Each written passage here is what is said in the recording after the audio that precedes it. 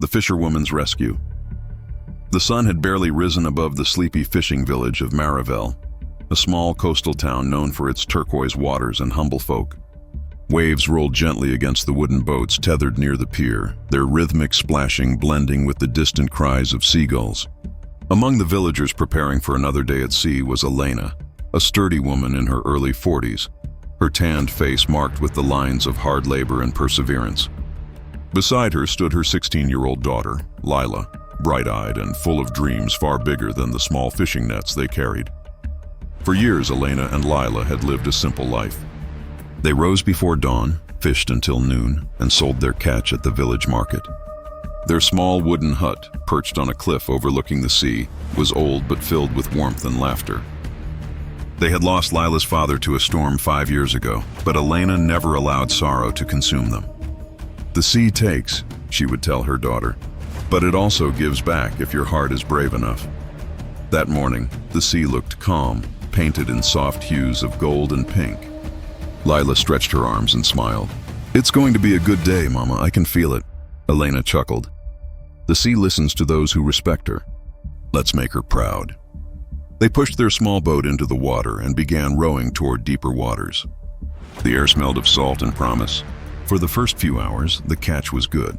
Silver fish glittered in their nets, and Lila hummed a song her father used to sing. But as noon approached, the sky darkened unexpectedly. The wind shifted and the once calm waves began to rise. "Elena, look!" Lila pointed toward the horizon. Something was floating, or rather someone. At first it seemed like a bundle of cloth, but as the boat drew closer, they realized it was a man. His clothes were torn, his body motionless, drifting in the restless sea. "Quickly!" Elena shouted, grabbing an oar to steer closer. "Lila, get the rope!" With trembling hands, Lila threw the rope toward the man. It missed the first time, but she tried again, her voice cracking. "Hold on, please, hold on!" The man didn't respond. Elena maneuvered the boat carefully and leaned over the edge, pulling him in with all her strength. After several agonizing moments, they managed to drag him aboard. He was unconscious, pale as the moon, with blood trickling from a wound on his forehead. His expensive-looking watch glimmered faintly in the weak sunlight, a strange sight among fishermen's nets and saltwater stains. Lila gasped. "Mama, he's not from here." Elena didn't care who he was. "Help me get him back to shore," she said firmly. "We can't leave him like this." The storm broke soon after they reached the shore. Rain poured from the heavens as they carried the stranger to their hut. Elena placed him on the old cot, covering him with a blanket while Lila fetched warm water and herbs. For hours they worked to revive him. Finally, the man stirred, his eyes fluttering open to reveal a piercing shade of blue. Where am I?" he whispered weakly. "You're safe," Elena said gently. "You were drowning. We found you at sea." He looked around, confusion and disbelief clouding his face. "You saved me?" "Yes," Lila replied softly. "You're in Marivel." "My mother and I brought you here." The man tried to sit up but winced in pain. I have to leave." He struggled, but Elena pressed him back. "You're not going anywhere until you can stand properly," she said firmly. "You'll stay here and rest." He opened his mouth to protest, but the exhaustion was too great. Within minutes, he drifted back into unconsciousness. Over the next few days, the stranger slowly recovered. He introduced himself as Daniel, saying only that he had fallen from a yacht during a storm. Elena didn't ask too many questions. The sea, she believed, was full of stories, some better left untold. Lila, however, was fascinated by him. He was different from anyone she had ever met. His speech, his manners, even his eyes carried a weight of a world she couldn't imagine. Daniel, in turn, found peace in their company. For the first time in years, he experienced genuine kindness without expectation. Elena's food was simple but hearty. Lila's laughter filled the small hut with warmth that reminded him of a life long forgotten. One evening, as the three of them sat by the fire, Lila asked, "Where were you going before you fell into the sea?" Daniel hesitated, staring into the flames. "Somewhere far," he murmured. "I thought I could escape everything, but it seems fate had other plans." Lila tilted her head curiously. "Escape from what?" He smiled faintly. "From myself, perhaps."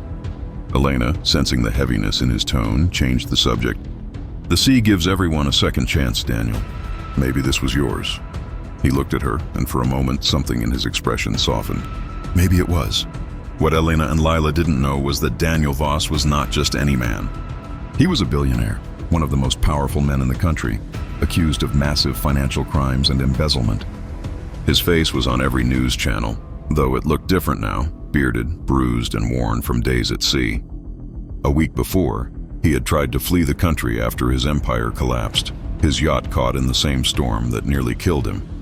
The world thought he had drowned, and perhaps that was for the best. In Marivelle, no one knew his name. For the first time in years, Daniel felt free, not as a businessman, not as a fugitive, but as a man rediscovering what it meant to live. He helped Elena repair fishing nets, learned to row with Lila, and even joined them at the market. The villagers were suspicious of him at first, but his quiet humility soon earned their trust. One afternoon, while cleaning fish, Daniel watched Lila laugh as she chased a crab along the shore. Her innocence reminded him of the daughter he had lost long ago, a painful memory he had buried beneath greed and ambition. A lump formed in his throat. He realized how much he had traded for wealth, love, peace, and humanity itself.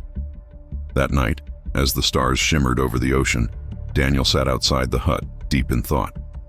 Elena joined him, handing him a cup of tea. "You've been quiet," she said.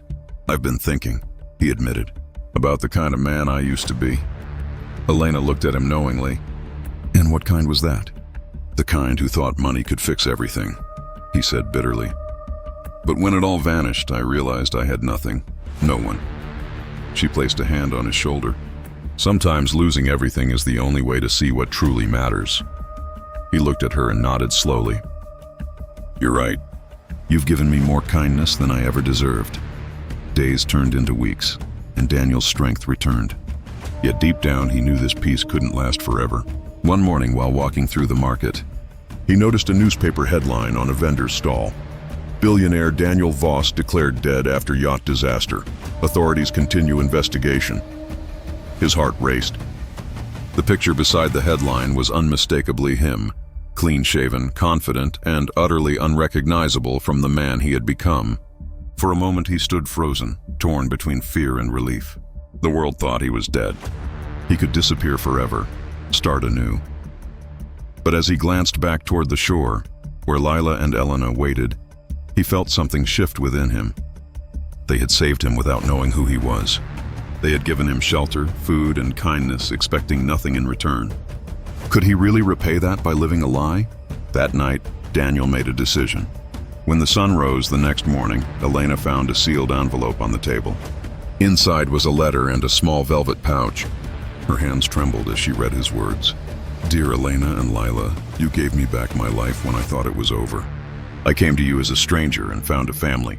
I owe you more than I can ever repay. The truth is, my name is not Daniel.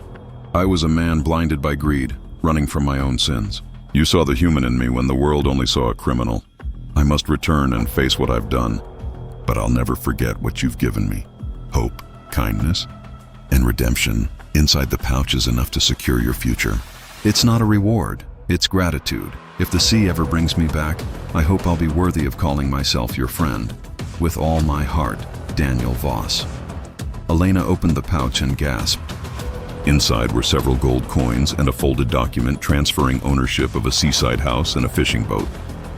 Lila began to cry, clutching the letter to her chest. "He was a billionaire," she whispered, "and we didn't even know." Elena smiled faintly, though her eyes glistened with tears. "We didn't need to know. We only needed to be human."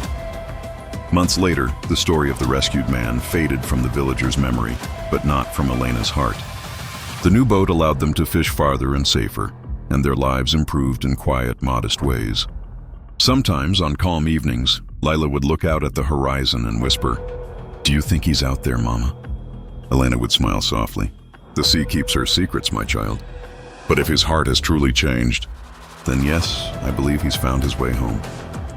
Far away in a cold city courtroom, Daniel Voss stood before the world once again, not as a fugitive, but as a man ready to make amends. When asked why he surrendered, he simply replied, "Because 2 women by the sea taught me what life is truly worth."